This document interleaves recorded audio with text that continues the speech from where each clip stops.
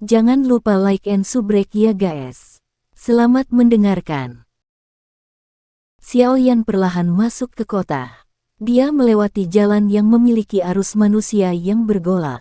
Dia menyapu pandangannya, dan alisnya sedikit menyatu. Ini karena dia menyadari bahwa di beberapa pilar di jalan, sebenarnya ada poster buronan yang dikeluarkan oleh Mystic Cloud Sect yang ditempelkan di atasnya. Di kertas putih itu, penampilannya digambar dengan sangat jelas. Selain itu, metode Qi kelas Xuan yang terdaftar sebagai hadiah juga menyebabkan cukup banyak orang berhenti di bawahnya dengan mata mereka mengungkapkan beberapa keserakahan. Bagi banyak orang, metode Qi kelas Xuan adalah sesuatu yang mungkin ditemui, tetapi tidak dapat diharapkan. Mungkin bertemu, tetapi tidak dapat berharap. Seseorang mungkin beruntung menemukan sesuatu, tetapi seseorang tidak dapat berharap untuk mendapatkannya sebaliknya. Sepertinya memang ada masalah. Xiaoyan dengan hati-hati menyembunyikan wajahnya di bawah bayang-bayang dupeng saat dia dengan lembut bergumam di dalam hatinya. Ayo tinggalkan kekaisaran magia secepat mungkin. Pengaruh Mystic Cloud Sect di sini memang terlalu besar. Dengan kekuatanmu saat ini, tidak cukup untuk bersaing dengan mereka. Suara Yao Lao tiba-tiba terdengar. Xiaoyan tersenyum pahit dan mengangguk. Dia tiba-tiba menghela nafas lembut. Perasaan diusir seperti anjing yang kehilangan rumahnya sebenarnya tidak terlalu baik. Meskipun dia secara terbuka mengatakan bahwa dia akan kembali cepat atau lambat, masih ada rute yang sangat panjang untuk dilalui agar Dado Si mencapai kelas Dozong. Anak kecil, kenapa pikiranmu melayang lagi? Dengan kekuatan Anda sendiri, Anda menantang Mystic Cloud Sect dan berhasil pergi dengan utuh. Hasil dari pertempuran seperti itu akan menyebabkan banyak orang tidak hanya dari dalam kekaisaran Jiama, tetapi juga dari benua Doqi untuk melebarkan mata mereka dan merasa terikat lidah. Selain itu, saya pikir ada cukup banyak orang di kekaisaran magia yang mengagumi keberanian Anda. Lagi pula, bahkan beberapa Do Huang tidak bisa dibandingkan dengan Anda, seorang anak kecil di usia remaja, dalam hal keberanian. Yao Lao tampaknya telah merasakan pikiran Xiaoyan dan dia menggelengkan kepalanya tanpa daya sebelum menyuarakan beberapa kata penghiburan. Hihi, Xiaoyan mengusap kepalanya dan tertawa dengan canggung.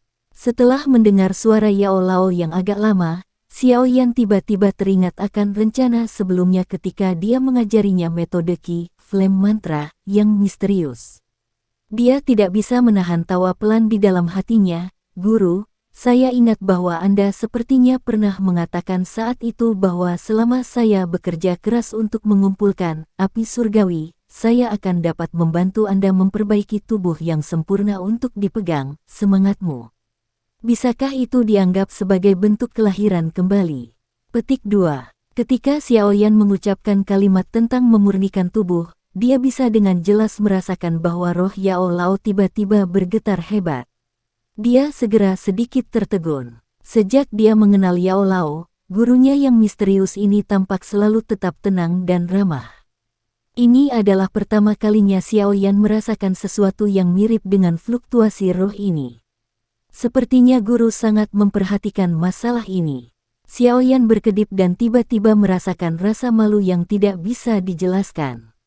Selama 3 tahun ini, Yao Lao telah menghabiskan banyak upaya untuk membantunya menjadi kuat. Namun, dia hampir sepenuhnya melupakan masalah gurunya karena apa yang disebut perjanjian 3 tahun. Petik 2. Roh yang bergetar bertahan selama hampir setengah menit sebelum perlahan-lahan menjadi tenang. Yao Lao menahan emosinya saat dia berkata sambil tersenyum, ngomong-ngomong tentang ini, dulu, setelah aku mengenalmu dan memutuskan untuk mengajarimu, Flame Mantra, yang telah aku alami dengan susah payah untuk mendapatkannya, tujuannya adalah agar Anda membuat api gabungan setelah Anda berhasil mempraktikkan Flame Mantra. Menggunakan api ini, Anda dapat membantu saya memurnikan tubuh di masa depan yang dapat menampung roh saya. Petik 2. Lagi pula, kegelapan yang tidak pernah berakhir di ring yang seperti penjara benar-benar terlalu menyiksa. Selain itu, ada beberapa hal yang masih mengharuskan saya untuk keluar dan menyelesaikannya. Petik 2. Saat dia mencapai akhir kata-katanya, suara Yao Lao perlahan menjadi sedikit rendah dan sunyi. Sepertinya dia telah mengingat masa-masa gelap selama dia tertidur. Jari Xiaoyan perlahan membelai cincin hitam di lengan bajunya dan dengan lembut menghela nafas. Dia merenung sejenak sebelum senyum cerah tiba-tiba muncul di wajahnya. Dengan suara lembut, dia tersenyum dan berkata, "Terima kasih untuk 3 tahun ini, Guru." Kamu, nak, kenapa kamu tiba-tiba menjadi begitu sentimental? Ini tidak sepertimu." Suara lembut Xiaoyan membuat Yao Lao terkejut. Dia segera tersentuh sehingga dia tersenyum tanpa sadar. "Guru telah banyak berinvestasi pada saya. Sebagai seorang siswa, saya tentu tahu bahwa saya perlu membalas kebaikan ini."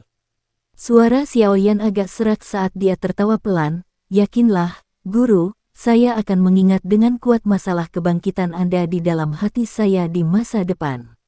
Saya puas bahwa Anda memiliki pemikiran ini. Mampu mengajar siswa yang luar biasa dalam keadaan tertekan. Saya telah menyelesaikan satu keinginan saya." Yao Lao tersenyum lalu menjawab. Tatapan Xiaoyan perlahan menyapu kedua sisi jalan dan tiba-tiba bertanya di dalam hatinya, "Itu benar, berapa banyak jenis api surgawi yang dibutuhkan untuk digabungkan bersama untuk memurnikan tubuh?" "Ini harus ada 3 jenis. Saya juga tidak terlalu yakin. Metode Qi, Flame Mantra, itu terlalu misterius dan aneh. Saya tidak memiliki pemahaman yang mendalam tentang itu." Saat itu, saat aku mendapatkannya, Yao Lao tiba-tiba berhenti berbicara saat dia berbicara sampai titik ini dan tiba-tiba menjadi diam. 3 jenis ya. Xiaoyan tidak terganggu oleh kesunyian Yao Lao.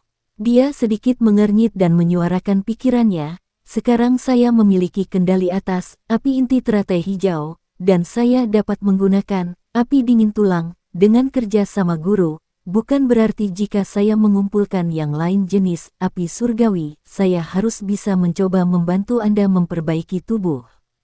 Petik 2. Itu harus mungkin. Suara Yao Lao yang pendiam tiba-tiba memiliki sedikit kegembiraan yang terkandung di dalamnya. Xiaoyan berkedip dan tertawa pelan. "Saya sangat ingin tahu apakah kekuatan Guru dapat mencapai kondisi puncaknya di masa lalu setelah Anda pulih. Pada awalnya, mungkin akan terasa sedikit sulit untuk dikendalikan. Namun, selama saya benar-benar membiasakan diri dengan tubuh baru, kekuatan saya mungkin lebih besar daripada di masa lalu." Yao Lao tertawa kecil. Suaranya memiliki keyakinan yang sulit disembunyikan. Bagaimanapun, dia mungkin tidak bisa melatih dokinya selama tahun-tahun ini, tetapi semangat Yao Lao telah menjadi jauh lebih kuat dari sebelumnya. "Tahapan apa yang akan dicapai?" Xiaoyan bertanya. Mengalahkan Yun San dalam 10 pertukaran tanpa membutuhkan usaha sedikit pun." Yao Lao tersenyum saat menjawab. Dalam senyumannya, ada keangkuhan milik orang yang kuat di puncak. Mata Xiaoyan sedikit menyipit dan sudut mulutnya melengkung membentuk lengkungan samar. Yun San saat ini adalah Dozong. Meskipun dia hanya bintang 1 Dozong, bahkan bintang 9 Dozong tidak akan berani mengatakan bahwa mereka bisa mengalahkannya dalam 10 pertukaran. Dengan kata lain, jika Yao Lao memulihkan kekuatannya, setidaknya dia adalah seorang Dozun. Xiaoyan perlahan menghembuskan kejutan dari dadanya. Dozun. Itu adalah seseorang yang bisa berdiri di posisi teratas di pagoda emas benua. Xiaoyan menyilangkan 10 jarinya di dalam lengan bajunya dan berkata dengan lembut, "Peningkatan kekuatan yang sangat menarik. Saya ingat bahwa Guru telah mengatakan sebelumnya bahwa ada kemungkinan ada semacam api surgawi di dalam Akademi Jianan, bukan? Apa nama nyala api itu lagi?" Petik 2. Api hati jatuh. Yao Lao tersenyum dan mengingatkan. Valen Heart Flame, ya. Xiaoyan menganggukkan kepalanya dan tersenyum sambil berkata, "Sepertinya aku memiliki misi lain yang harus diselesaikan selama perjalananku ke Akademi Jianan ini. Karena sudah seperti ini, jangan terus membuang-buang waktu di Kekaisaran Jiama. Jika kita bisa pergi lebih awal, jangan menunda lebih lama lagi, oke?" Xiao Yan menghela nafas dan bertanya. Tunggu sebentar. Akademi Jianan terletak di persimpangan antara beberapa kerajaan besar. Wilayah itu sangat luas. Meskipun wilayah di sekitar Akademi Jianan adalah wilayah yang damai, selain itu berada dalam keadaan di mana segala sesuatunya harus berlawanan ketika sesuatu didorong ke ekstrim. Tempat itu sangat berantakan sehingga menyebabkan orang-orang menyusup pada lidahnya. Jumlah faksi yang tak terhitung jumlahnya saling terkait di sana. Setiap kali Akademi Jianan merekrut siswa, ada instruktur yang mengawal mereka. Apalagi, begitu mereka meninggalkan perbatasan masing-masing negara, lebih banyak pasukan pengawal dari akademi akan keluar dan meningkatkan perlindungan. Jika tidak, siswa baru tidak dapat benar-benar mencapai akademi tanpa terluka. Yao Lao tiba-tiba berkata. Bahkan setelah meninggalkan kekaisaran Mama, Anda harus terus benar-benar siap untuk segala hal agar bisa memasuki wilayah yang kacau itu. Jika tidak, jika Anda tidak berhati-hati dan terjebak dalam trik kotor seseorang, Anda akan sedikit tidak beruntung. Petik 2. Saat aku melihat-lihat cincin penyimpananmu sebelumnya, aku menyadari bahwa berbagai jenis pil obat di dalamnya kurang lebih telah habis. Bahkan, pil pemulihan energi, jenis yang pasti sudah disiapkan, sudah benar-benar habis dalam pegunungan Magical Beast Mountain kali ini. Jika Anda tidak mempersiapkannya sebelumnya, kami harus menunggu sedikit jika kami ingin memperbaiki beberapa untuk dipersiapkan ketika sesuatu terjadi di masa depan. Yao Lao mengingatkan. Hanya setelah mendengar ini, Xiao Yan ingat bahwa cadangan berbagai jenis pil obat yang awalnya kaya telah digunakan sampai titik kehancuran selama 1 bulan pelarian ini. Kalau begitu, mari kita pergi ke rumah lelang untuk membeli beberapa bahan obat. Setelah itu, saya akan pergi dan menanyakan tentang rute keluar dari Kekaisaran Jiama. Pada saat yang sama, saya dapat dengan santai menanyakan berapa banyak pejabat kekaisaran di sepanjang rute ini yang berasal dari Mystic Cloud Sect. Ini akan membuat kami lebih siap. Xiao Yan merenung sejenak sebelum berbicara dengan lembut. Hati-hati. Jangan mengungkapkan identitas Anda. Yao Lao menganggukkan kepalanya setelah mendengar ini. Setelah itu, dia perlahan terdiam. Begitu Xiao Yan membedakan hal-hal yang perlu dia lakukan, dia tidak lagi menunda-nunda. Dia berbalik dan berjalan menuju jalan tertentu. Dia lalu berjalan cepat sampai ujung jalan tempat sebuah rumah lelang berdiri. Melihat tanda di atas rumah lelang, terlihat jelas bahwa ini adalah cabang dari klan Miteer. Tatapan Xiao Yan menyapu ke segala arah saat dia masuk ke rumah lelang. Setelah itu, dia berhenti di tempat di mana ada tirai hitam. Di bagian atas tirai hitam terdapat tulisan, resepsi VIP. Dia berpikir dengan tenang sejenak sebelum mengayunkan tangannya. Sebuah kartu yang terbuat dari kristal muncul di telapak tangannya. Kartu ini adalah kartu VIP kelas tertinggi dari klan primer, sesuatu yang primer Tengshan diam-diam berikan kepada Xiao Yan di ibu kota karena hubungannya dengan Hai Bodong. Dikatakan bahwa kartu ini akan memungkinkannya menikmati bantuan penuh dari cabang manapun di bawah klan primer. Xiao Yan memegang kartu di tangannya dan dengan cepat berjalan menuju ruang VIP. Sekitar setengah jam setelah Xiao Yan memasuki ruang VIP, tirai hitam sekali lagi berdesir. Sosok manusia yang sepenuhnya terbungkus jubah hitam terus berjalan keluar. Wajah di bawah bayang-bayang memiliki senyum puas yang tergantung di wajahnya saat dia berjalan langsung keluar dari rumah lelang. Pada saat ini, sebagian besar bahan obat dan informasi yang dibutuhkan Xiao Yan telah berhasil diperoleh. Kartu VIP yang diberikan primer Tengshan padanya berguna seperti yang diharapkannya. Xiao Yan tidak menemukan tempat di kota ini untuk memperbaiki semua pil obat yang dia butuhkan setelah benar-benar mempersiapkan semuanya. Sebaliknya, dia diam-diam pergi ke tembok kota menuju sisi selatan kota dan terbang keluar tanpa memberitahu siapapun. Hanya setelah meninggalkan kota Daling, Xiao Yan menemukan tempat terpencil di hutan. Dia bersembunyi di dalamnya dan mulai memurnikan sejumlah besar pil obat. Pil obat ini adalah hal yang akan dia gunakan untuk melindungi hidupnya di masa depan. 3 hari kemudian, di daerah hutan tersembunyi tertentu di luar kota Daling, seseorang yang mengenakan jubah hitam perlahan keluar. Dia mengangkat kepalanya untuk melihat sesekali pejalan kaki di jalan utama yang bergegas melewatinya. Setelah menentukan arah jalan, dia mengangkat kepalanya dan berjalan menuju jalan utama yang menuju ke selatan. Kecepatan orang berjubah hitam itu tidak secepat itu. Namun, jika orang yang penuh perhatian mengamatinya, mereka akan dapat menemukan bahwa setiap kali langkah kaki orang berjubah hitam itu jatuh, anehnya tubuhnya akan maju lebih dari 1 meter.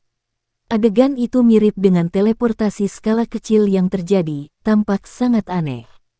Orang berjubah hitam yang keluar dari hutan secara alami dan tidak diragukan lagi Xiao Yan yang telah bersembunyi di dalamnya untuk memperbaiki pil obat yang dia butuhkan. Dengan bantuan Yao Lao selama 3 hari terakhir ini, berbagai pil obat pemulihan dan penyembuhan yang telah habis sekali lagi mengisi cincin penyimpanannya. Dengan jumlah pil obat yang cukup sebagai cadangan, Xiao Yan juga merasa jauh lebih lega. Di benua Doki ini, orang macam apa yang akan meninggalkan rumah mereka untuk bertualang tanpa menyiapkan pil obat restoratif ini? Bagaimanapun, hal-hal ini digunakan untuk menyelamatkan nyawa. Jalan ini mengarah langsung ke perbatasan. Namun, ada 3 benteng militer penting di sepanjang jalan. Kita tidak perlu takut pada para gubernur dari 2 benteng pertama, tapi 30.000 tentara yang kuat dikatakan ditempatkan di benteng terakhir. Selain itu, wakil komandan di sana adalah mantan penatua dari Mystic Cloud Sect.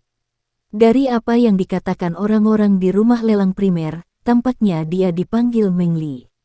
Kekuatannya ada di kelas Dowling. Karena perintah buronan Mystic Cloud Sekte telah mencapai kota Daling, saya pikir mantan penatua Mystic Cloud Sekte ini seharusnya juga menerimanya sekarang.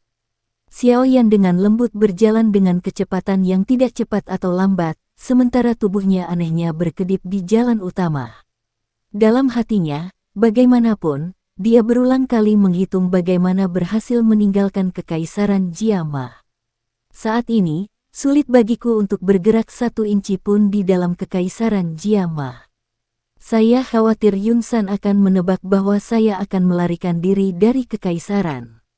Dalam hal ini, dia secara alami akan menempatkan fokus yang lebih besar pada pos pemeriksaan terakhir perbatasan ini.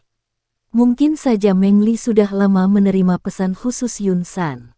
Dari kelihatannya, ingin pergi dengan mudah dari sana mungkin sulit. Wajah Xiao Yan benar-benar tertutup bayang-bayang. Ketika dia memikirkan poin yang merepotkan, alis Xiao Yan tidak bisa membantu tetapi menyatu. Tembok kota dari benteng perbatasan itu hampir sebesar gunung kecil. Pasti ada pasukan besar pemanah yang berpengalaman dalam menunggang dan menembak di dalam benteng serta penghalang penginderaan energi khusus. Karena digunakan untuk menjaga perbatasan, kemungkinan benteng juga memiliki kemampuan untuk bertahan dari orang-orang yang terbang melewati langit. Jika tidak, jika perang pecah, apakah orang-orang kuat dari negara lain dapat datang dan pergi sesuka mereka? Sepertinya ingin melewati pos pemeriksaan terakhir semudah aku melewati kota Daling mungkin sedikit mustahil. Xiao Yan dengan lembut menghela nafas saat dia menggelengkan kepalanya, merasa sedikit kesal. Di dalam kekaisaran Mama, ada perintah militer. Dilarang terbang di langit dekat salah satu benteng militer penting di samping perbatasan. Jika ada yang ditemukan, kemungkinan besar mereka akan menerima pukulan yang merusak dari segala arah. Kami hanya dapat mengambil 1 langkah pada satu waktu dan melihat bagaimana perkembangannya. Jika benar-benar tidak mungkin, maka kita hanya dapat mengambil risiko dan dengan paksa menyerbu masa lalu. Xiao Yan menggelengkan kepalanya dan berhenti membayangkan skenario yang berbeda. Sebaliknya, dia memfokuskan semua perhatiannya untuk mempercepat perjalanannya. Meskipun jarak dari kota Daling ke perbatasan kekaisaran Majia tidak pendek, ini hanyalah sesuatu yang kecil, secara relatif. Jika orang biasa berjalan beberapa ratus kilometer ini, seseorang pasti tidak akan dapat mencapai perbatasan tanpa waktu 10 hari hingga setengah bulan. Bahkan dengan kecepatan Xiao Yan dan penggunaan sayap awan ungu yang tenang untuk terbang selama beberapa waktu di sepanjang jalan, dia membutuhkan 3 hari untuk melewati 2 benteng yang ada di sepanjang jalan. Seperti yang diharapkan Xiao Yan, tidak adanya orang dari Mystic Cloud Sekte dalam eselon atas kepemimpinan 2 benteng berarti bahwa perintah yang diinginkan, yang tidak diakui oleh keluarga kekaisaran, tidak ditempatkan di mana-mana seperti halnya di kota Daling. Pasukan yang ditempatkan di sana juga tidak terlalu memperhatikan perintah yang diinginkan. Ini memungkinkan Xiao Yan untuk berhasil namun dengan sempit melewati 2 benteng tanpa bahaya. Meskipun dia berhasil melewati 2 benteng itu, perasaan Xiao Yan tidak sedikit pun rileks karena ini. Ini karena dia tahu bahwa yang paling merepotkan adalah benteng terakhir yang sangat besar yang dikenal sebagai Jalan Zengui. Sebagai benteng militer di perbatasan kekaisaran dengan tujuan menakuti kekuatan negara lain, tidak berlebihan untuk menggambarkan pertahanan di sana sebagai jaring. Semua prajurit yang ditempatkan di sana benar-benar memiliki pengalaman medan perang yang berdarah dan berapi-api. Mereka jauh dari apapun seperti pasukan yang menjaga kota-kota di dalam kekaisaran, yang tubuhnya dilubangi oleh gaya hidup mewah dan tidak dapat dibandingkan.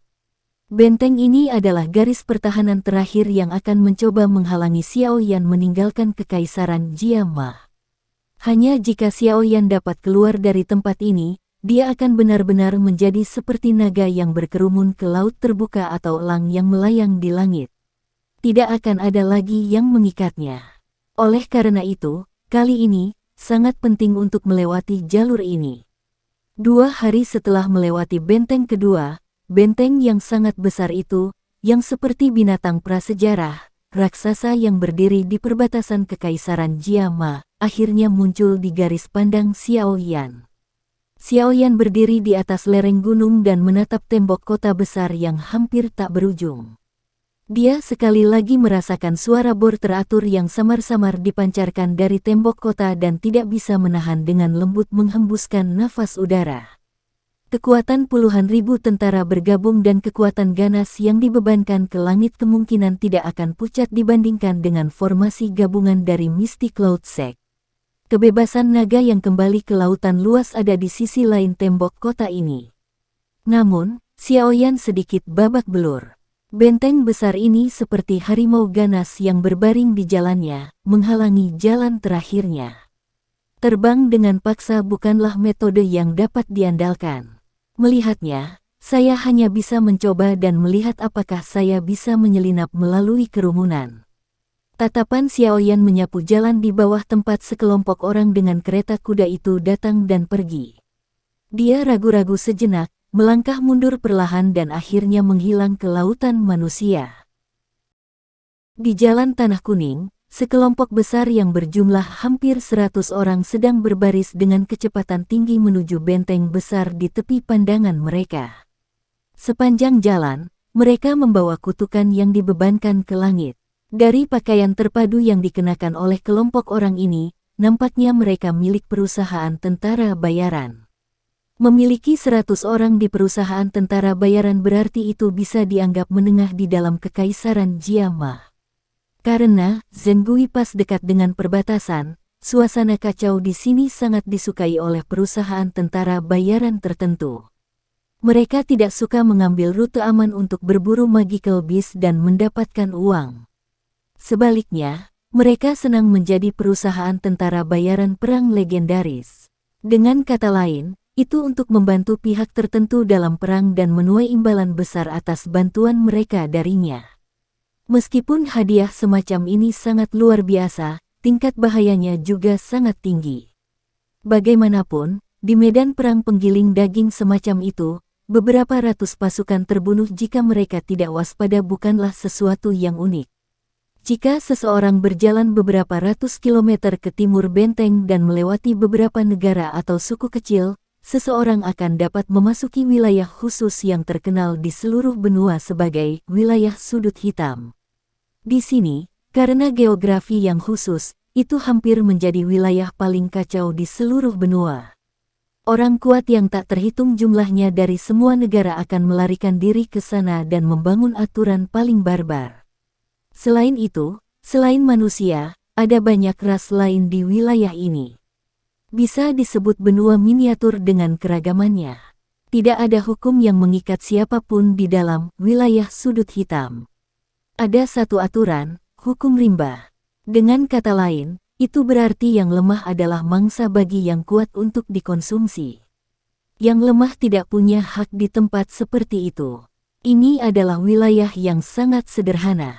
Selama Anda mau, tidak akan ada orang yang menghentikan Anda bahkan jika Anda memutuskan untuk secara terbuka memperkosa seorang wanita di jalan. Tentu saja, prasyarat untuk ini adalah Anda lebih baik memilih pihak yang Anda perkosaan dengan benar. Jika tidak, nasib Anda mungkin relatif sengsara. Dalam wilayah sudut hitam, seorang wanita kadang-kadang bahkan lebih menakutkan daripada pria. Hanya ada satu alasan untuk ini. Mereka berhasil bertahan di tempat ini. Selain itu, wilayah sudut hitam juga bisa disebut sebagai titik pertukaran informasi di dalam benua. Sejumlah besar informasi mengalir keluar dari tempat ini setiap hari. Setelah itu, akan ada banyak sekali informasi yang mengalir dari dunia luar ke dalamnya. Terus terang saja, jika Anda ingin terkenal dan ingin terkenal di seluruh benua, wilayah sudut hitam bisa memberi Anda jalan pintas tercepat. Tentu saja, prasyaratnya adalah Anda harus memiliki kekuatan dan modal yang cukup. Jika tidak, hidup Anda akan hilang bahkan sebelum nama Anda bisa meninggalkan tempat ini. Sebagai wilayah kacau yang terkenal di seluruh benua, wilayah sudut hitam juga cocok dengan reputasi ini. Setiap hari, akan ada orang kuat yang sekarat dan setiap hari, akan ada orang kuat yang berkerumun dari luar. Wilayah ini dipenuhi dengan kematian, tetapi juga dipenuhi dengan tantangan dan godaan. Di tempat seperti ini, hal-hal yang sulit dilihat seseorang di dunia luar, seperti metode ki kelas tinggi, teknik do dan berbagai macam armor magis, kuali obat, bahan obat, obat tingkat tinggi, dapat menyebabkan orang untuk melihat sampai mata mereka linglung. Selain itu, dikabarkan bahwa metode ki kelas telah muncul 2 kali di dalam rumah lelang di wilayah sudut hitam. Tentu saja, jika seseorang ingin mendapatkan semua ini, dia harus membayar harganya. Harga ini bisa dalam bentuk koin emas atau mungkin pertukaran menggunakan barang lain. Singkatnya, pasti tidak akan ada sesuatu seperti kue yang jatuh dari surga di dalam wilayah sudut hitam. Oh ya, sesuatu yang hampir tidak disebutkan. Mungkin itu karena pasti akan ada efek sebaliknya ketika didorong ke ekstrim tetapi terletak di tengah wilayah sudut hitam adalah Akademi Jianan yang terkenal di seluruh benua Doki. Hanya saja, wilayah tertentu yang mengelilingi bagian luar Akademi Jianan termasuk dalam wilayah yang damai. Siapapun yang membawa atmosfer dalam wilayah sudut hitam ke tempat ini akan menjadi mayat di pohon besar yang terletak di garis batas antara Akademi Jianan dan wilayah sudut hitam keesokan harinya. Selama bertahun-tahun, tampaknya tidak ada pengecualian. Telah dikabarkan bahwa mayat 2 Do Wang dan 1 Do Huang digantung di pohon besar, yang disebut pohon roh mati. Sekian dulu ya guys. Terima kasih sudah mendengarkan, bye-bye.